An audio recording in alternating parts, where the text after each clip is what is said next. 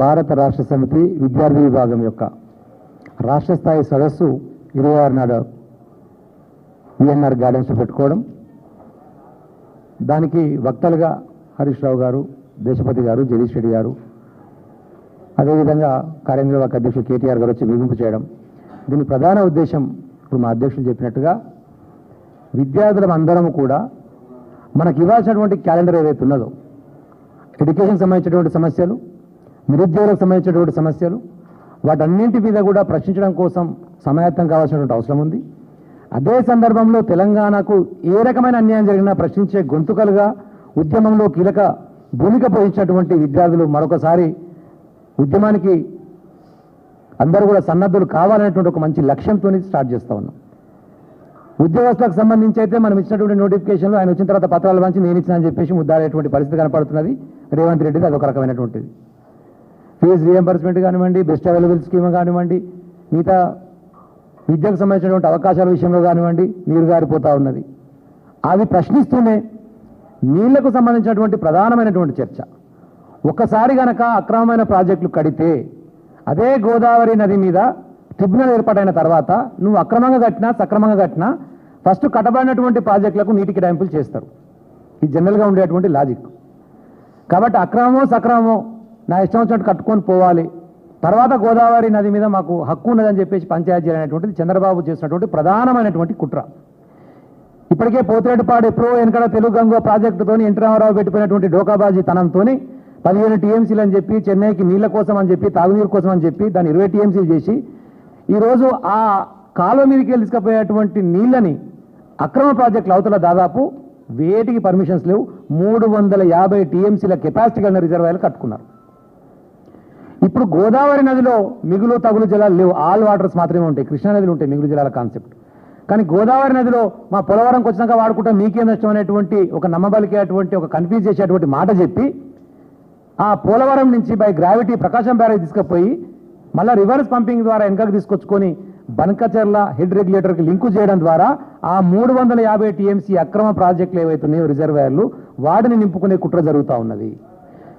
ఈ ప్రాజెక్టు ప్రతిపాదనలు పంపితే కేంద్ర ప్రభుత్వ ప్రాధికారిక సంస్థలు 5 తిరస్కరించినాయి, నిర్ద్వందంగా తిరస్కరించినాయి. కేంద్ర ప్రభుత్వ ప్రాధికారిక సంస్థలే వీటికి పర్మిషన్స్ ఉండవు, ఆర్డియాలజికల్ పర్మిషన్స్ కానివ్వండి, ఎన్విరాన్మెంటల్ పర్మిషన్స్ కానివ్వండి. ఈవెన్ పోలవరం డిపిఆర్లో కూడా ఈ 200 టీఎంసీలు ఎక్కడ కూడా మెన్షన్ చేయలేదు కాబట్టి ఇది రిజెక్ట్ చేస్తామని రాశారు. అయినా మొన్న కేంద్ర మంత్రి కూర్చొని మరి ఇద్దరు ముఖ్యమంత్రులను పిలిచి మాట్లాడినట్టనే మనం ఆ కుట్ర అర్థం చేసుకోవచ్చు. అలా గొడవకు దారాదత్తదం చేయడం కోసం రేవంత్ రెడ్డి చేసినటువంటి కుట్రను తెలంగాణ ప్రజలకు అర్థమయ్యే విధంగా కుండబద్దలు కొట్టినట్టుగా నిజస్వరూపాలను బయటికి వెలికి తీయాల్సినటువంటి బాధ్యత విద్యార్థి నాయకత్వానికి ఉంది. కాబట్టే విద్యార్థులందరినీ కూడా ఆ విధంగా సమాయత్తం చేసి ఎల్లుండి జరిగేటువంటి సదస్సు ద్వారా అన్ని విషయాలను కూలంకషంగా చర్చించి ఎందుకు మనకు నిజమైనటువంటి అన్యాయం జరుగుతుంది గోదావరి మీద ఒకవేళ వాళ్ళు తీసుకపోతే 200 టీఎంసీల కెపాసిటీ అన్నటువంటి పోలవరంని ఇప్పుడు ఈ 200 టీఎంసీలు తోలకపోతాం మాకు అవకాశం ఇవ్వని చెప్పేసి 400 టీఎంసీ కెపాసిటీ లాగా చూపించి మేము ఇడికెళ్ళి తీసుకుపోతాం అనేటువంటి ఒక కుట్ర జరుగుతున్నది. అంటే అది అక్రమమైన సక్రమమైన రేపు గోదావరి మీద ట్రిబ్యునల్ ఏర్పాటు కాగానే ముందు అక్కడ ఆల్రెడీ 200 టీఎంసీలకు సంబంధించినటువంటి ఏర్పాట్లు అయిపోయినాయి కాబట్టి ఆ 200 టీఎంసీలు ఆంధ్రాకి కేటాయించని చెప్పేసి ట్రిబ్యునల్ కేటాయించే అవకాశం ఉంటుంది. అప్పుడు శాశ్వతంగా వాళ్ళకి హక్కుదారులు అవుతారు. అట్లా జరగొద్దు కాబట్టి దాన్ని మనం వ్యతిరేకిస్తున్నాం. మంత్రులు మాట్లాడతలేరు, ముఖ్యమంత్రికి అయితే చదివే రాదు. బనకచెర్ల ప్రాజెక్టు, బనకచెర్ల నిర్మాణాన్ని ఆపుతామంటారు. బనకచెర్ల ప్రాజెక్టు కాదురా నాయన, అది నిర్మాణం కాదురా నాయన. పోతిరెడ్డిపాడు మీద 18 కిలోమీటర్ల తర్వాత ఒక హెడ్ రెగ్యులేటర్ అంతే. ఈ గోదావరి నది తీసుకుపోయి దానికి లింకు చేస్తారు. ఎందుకంటే తెలియదు కాబట్టి అది ప్రాజెక్ట్ అనుకొని మేము ఆపి తీరుతామని మాట్లాడుతాం. కాబట్టి అవగాహన తెచ్చుకొని సోయికొచ్చి తెలంగాణ ప్రజలకు ఏది లాభం అవుతుందో దానికోసం మనం ఏమి చేయాలనో దాన్ని ఆలోచించి చేస్తే బాగుంటుంది. రకరకాల కుట్రలు ప్రశ్నించే గొంతుకని ఏమైనా అంటే కేటీఆర్ గారి మీద అక్రమమైన కేసులు, ఏదో ఒక నోటీస్ ఇవ్వాలి, డైవర్ట్ చేయాలి.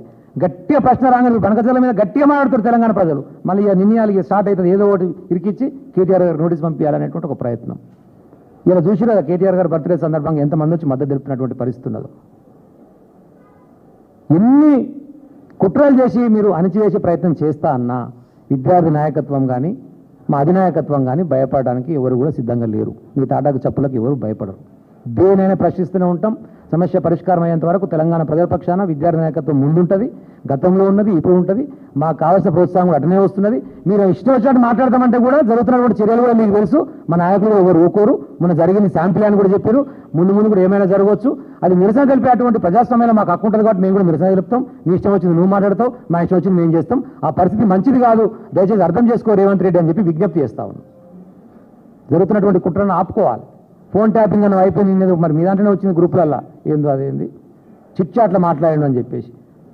అంతమందికి ఇంగ్లీష్ పేపర్లు వచ్చింది, అది బట్టబయలు అయిపోయింది. నేను ఆయన మాట్లాడి అందరం చేస్తాం చేయకుండా ఉంటుందని చెప్పి ఆయన మాట్లాడి అయిపోయింది. అంటే ఒకటొకటి నీరు గారిపోతున్నాయి. ఈ రేసింగ్ ఆల్రెడీ నీరు గారిపోయింది కాబట్టి మళ్ళీ ఇప్పుడు ఏదైనా కొత్త దొరుకుతుందా అని చెప్పి దొలాడుతారు. ఏదో ఒకటి దొరికించుకోవాలి, మళ్ళీ ఇబ్బంది పెట్టాలి. అయినా ఎవరు భయపడరు, అందరం సిద్ధంగా ఉన్నాం. 26వ తారీఖున కూడా నియోజకవర్గాల వారీగా కీలక భూమిక పోషించినటువంటి విద్యార్థి నాయకులు ముఖ్యులు ఎవరు ఉంటారో వారితో సదస్సు మాత్రమే.